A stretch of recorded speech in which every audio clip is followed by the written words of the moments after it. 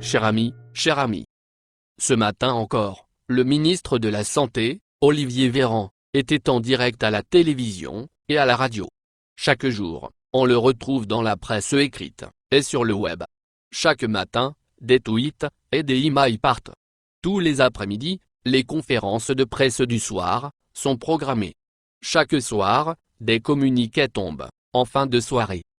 Des informations, encore des informations, sur le confinement, sur les masques, sur les tests, sur les hypothétiques médicaments miracles, que certains préconisent, et que d'autres prohibent, avec énergie.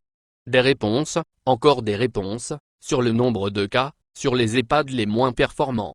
Et pourtant, chaque jour, les Français, qui ne manquent pas d'imagination, continuent de poser des questions, encore plus de questions. Depuis plus d'une semaine, de nombreuses plateformes en ligne permettent aux internautes d'interroger sur ce qu'il est possible de faire, ou pas.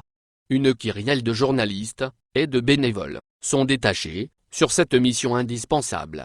Près de 755 471 questions ont été reçues et répondues, telles que: puis-je aller labourer mon champ, qui est à plus de 3 km de chez moi? Puis-je faire une sortie avec mon épouse, avec mon tandem?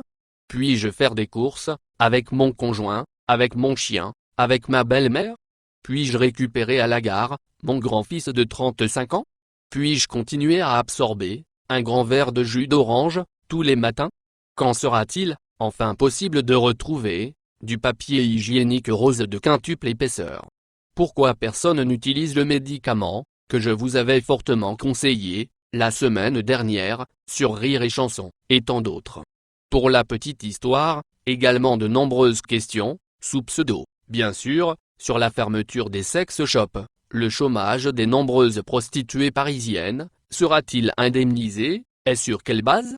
À toutes ces questions, toutes aussi stupides, les unes que les autres, auxquelles il a été apporté la réponse suivante: il ne s'agit pas, selon les critères du gouvernement, d'achat de première nécessité. François Querelle, alias Les Valtons, 7 avril 2020.